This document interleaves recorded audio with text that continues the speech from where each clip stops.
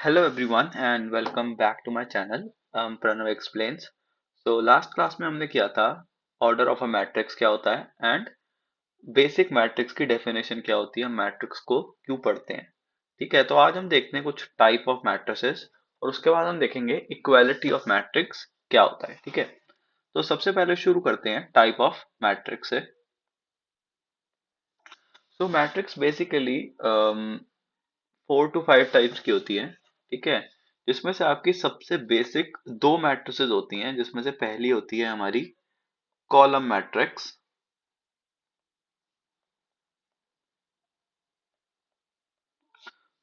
और दूसरी होती है रो मैट्रिक्स।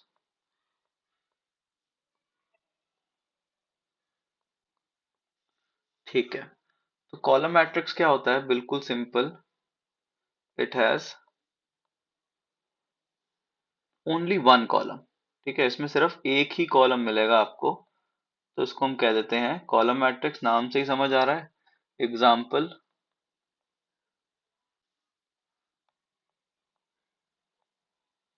ये रो मैट्रिक्स क्या होती है, ये भी बिल्कुल सिंपल है। जिस तरीके से कॉलम मैट्रिक्स में एक कॉलम होता है, इसमें इट हैज एक ही रो होगी सिर्फ। It has only one row. Example, ठीक। फिर आते हैं हमारी तीसरी मैट्रिक्स के ऊपर, जो कि होती है स्क्वायर मैट्रिक्स। ठीक है, आपको नाम से ही समझ आ रहा होगा कि हमने जब मैट्रिक्स की डेफिनेशन पढ़ी थी, तो हमने पढ़ा था कि मैट्रिक्स जो है एक रेक्टेंगुलर एरे होता है। ठीक है, तो आपको पता होगा कि हर रेक्टेंगल एक स्क्वायर भी होता है जब उसकी लेंथ और ब्रेथ जो है वो इक्वल हो जाती है, राइट। तो उसी तरीके से हर मैट्रिक्स का एक सब टाइप होता है स्क्वायर मैट्रिक्स। तो किसी भी मैट्रिक्स को स्क्वायर मैट्रिक्स कब कहते हैं, when order of matrix is m cross m, यानी कि रोज इज इक्वल टू कॉलम्स। ठीक है, सिंपल सी बात है। जब नंबर ऑफ रोज और नंबर ऑफ कॉलम्स आपस में बराबर हो जाएंगे, उसको हम स्क्वायर मैट्रिक्स बोलेंगे। ठीक है, एग्जाम्पल ले लेते हैं इसका भी एक।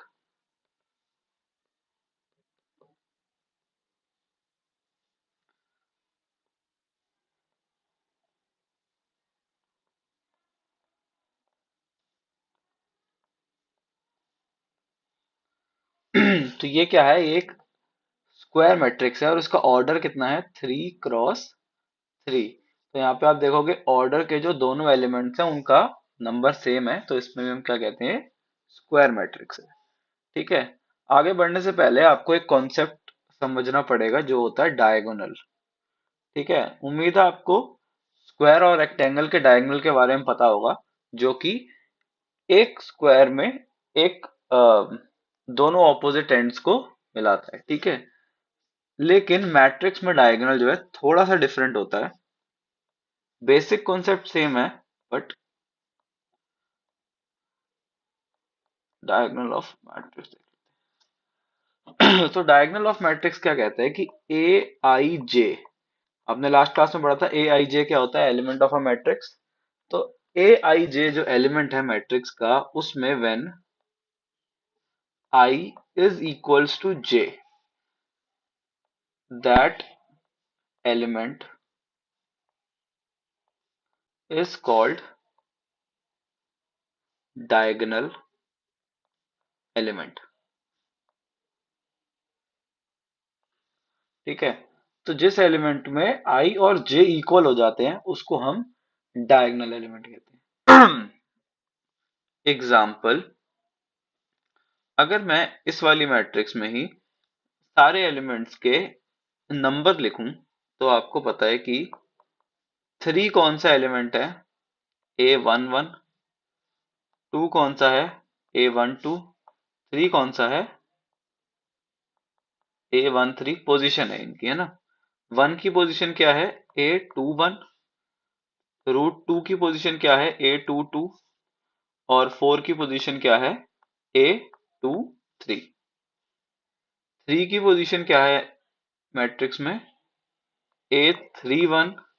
6 की पोजीशन क्या है, A32। सिमिलरली 9 की पोजीशन है A33। तो यहाँ पे आप देख सकते हो कि तीन एलिमेंट्स हैं जिसमें I और J इक्वल है, 3 √2 और 9। तो इन्हीं तीन एलिमेंट्स को हम क्या बोलेंगे, डायगोनल एलिमेंट्स। तो इस वाले केस में डायगोनल एलिमेंट्स कौन से हो गए,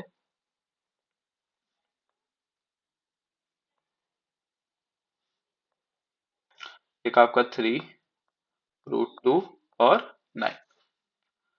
ठीक है। तो अगर आपको डायगोनल ऑफ अ मैट्रिक्स समझ आ गया तो इसके बाद हम सीखते हैं कि एक डायगोनल मैट्रिक्स क्या होती है।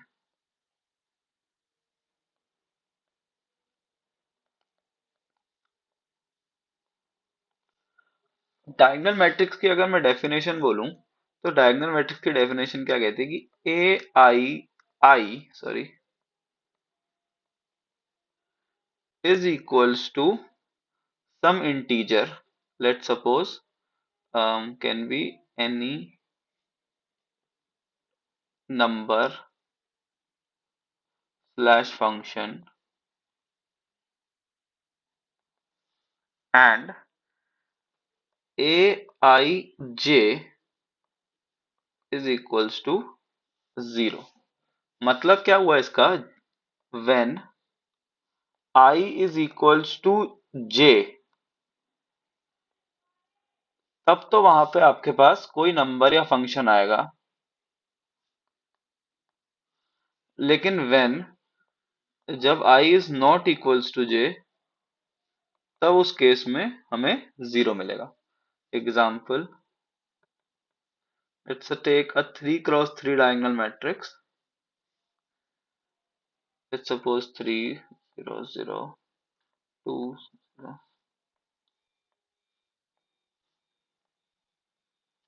ठीक है। तो यहाँ पे क्या हुआ, डायगोनल एलिमेंट्स को छोड़ के बाकी सारे एलिमेंट्स क्या हो गए, 0 हो गए। ठीक है।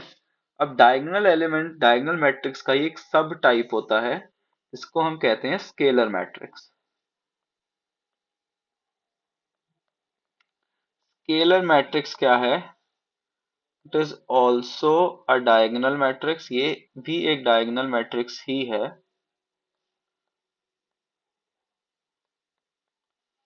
बट इसकी खा इसकी खास बात क्या है, इसमें ए आई आई वाले जो भी एलिमेंट्स हैं वो एक स्पेसिफिक नंबर को डिनोट करेंगे। मतलब तीनों जो डायगोनल एलिमेंट्स है, जितने भी डायगोनल एलिमेंट्स हैं वो सारे आपस में भी इक्वल होंगे। ठीक है। और दूसरी कंडीशन तो हमारी ट्रू रहेगी, सेम रहेगी, ए आई जे 0 होंगे। लेकिन इसमें यहाँ पे डायगोनल एलिमेंट्स कुछ भी हो सकते थे, कोई भी अलग अलग नंबर्स हो सकते थे, अलग अलग फंक्शंस हो सकते थे, रेस्ट ऑफ द एलिमेंट 0 होंगे। लेकिन स्केलर मैट्रिक्स में क्या होगा कि जो डायगोनल एलिमेंट्स हैं वो आपस में भी तीनों इक्वल होंगे। ठीक है। तो एग्जांपल ले लेते हैं ए, लेट्स सपोज तीनों एलिमेंट्स हैं √2।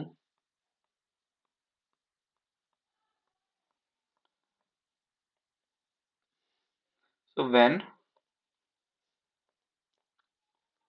diagonal elements are equal to one another,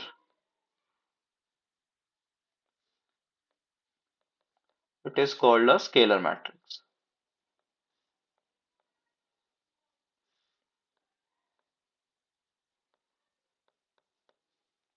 ठीक है।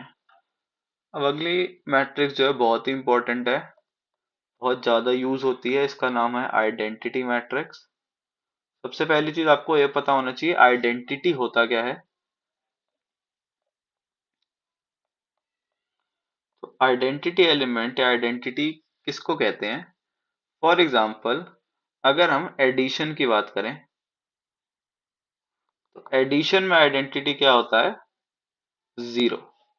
ठीक है। आइडेंटिटी का बेसिकली मतलब क्या होता है कि अगर आप आइडेंटिटी एलिमेंट का ऑपरेशन करें किसी भी एलिमेंट पे तो आपको सेम एलिमेंट मिलेगा।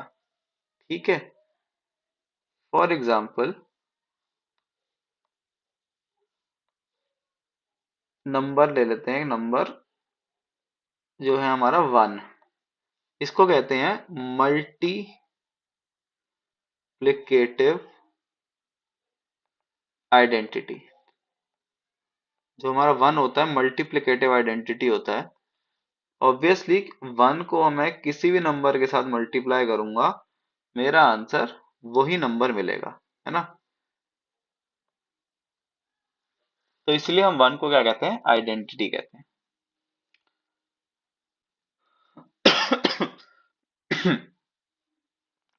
मैट्रिक्स में हमारे पास सिर्फ और सिर्फ मल्टीप्लिकेटिव आइडेंटिटी की बात होती है, और scalar identity, sorry, additive identity की बात उतनी नहीं होती।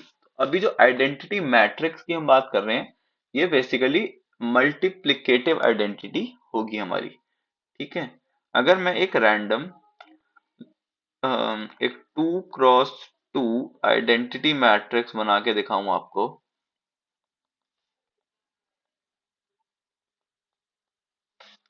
तो वो कैसी दिखेगी। ठीक है।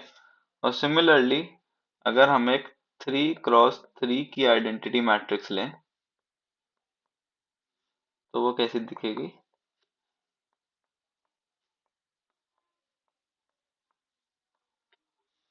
ठीक है।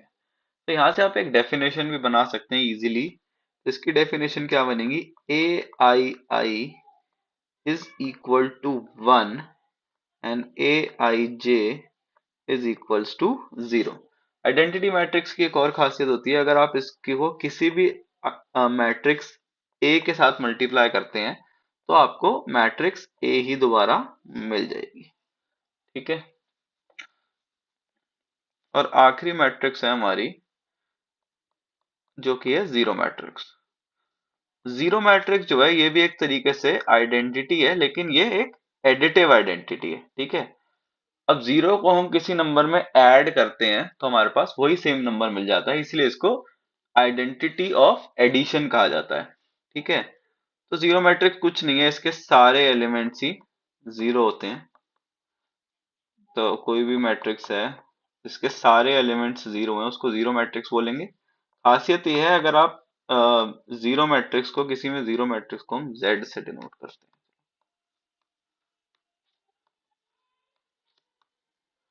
तो ये है, आप जीरो मैट्रिक्स को किसी भी मैट्रिक्स में ऐड करोगे तो ऑब्वियसली आपको वही मैट्रिक्स दोबारा मिल जाएगी, इसलिए जीरो को हम आइडेंटिटी ऑफ एडिशन कहते हैं, और वन को हम आइडेंटिटी ऑफ मल्टीप्लिकेशन भी कहते हैं। ठीक है। तो टाइप्स ऑफ मैट्रिसेस में इतना ही। अब एक छोटा सा टॉपिक और है जिसको हम कहते हैं इक्वालिटी ऑफ मैट्रिक्स, ये भी देख लेते हैं।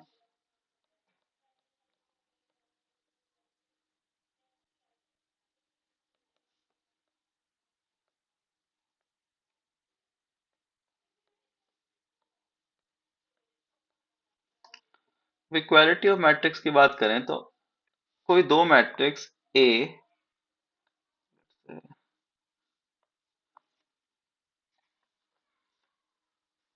Let's suppose a matrix A जिसके एलिमेंट्स हैं ए आई जे के फॉर्म में, और एक मैट्रिक्स है हमारे पास बी जिसके एलिमेंट्स हैं बी आई जे के फॉर्म में।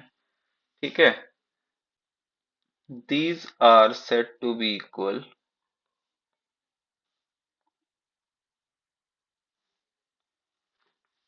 first condition, their order is same, यानी कि दोनों का ऑर्डर जो है सेम होना चाहिए। और second condition, each element of A is equal to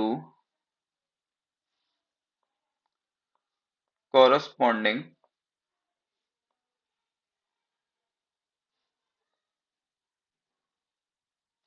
element of B.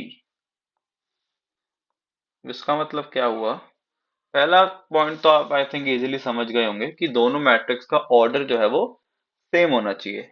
दूसरा पॉइंट क्या कहता है कि each element of A is equal to the corresponding element of B. For example matrix A है, मतलब बिल्कुल एग्जैक्टली आइडेंटिकली सेम मैट्रिक्स होनी चाहिए। Let's suppose 2 3 4 5।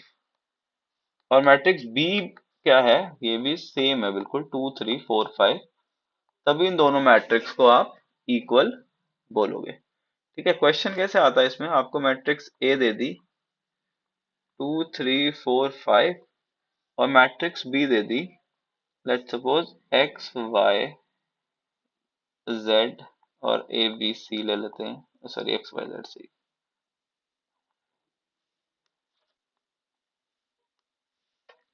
ठीक है, और इससे मैं आपको बोल दिया कि A is equals to B, find XYZ and A। तो क्लियरली बता सकते हो X होगा A, Y होगा सॉरी X होगा 2, Y होगा 3, Z होगा 4 और A होगा 5। तो कॉरस्पॉन्डिंग एलिमेंट्स हमेशा इक्वल होंगे, ये चीज समझ गए होगे आप। चलो आज के लिए इतना ही करते हैं। ठीक है, नेक्स्ट क्लास में अब हम करेंगे multiplication of matrices and addition of matrices. ठीक है, थैंक यू।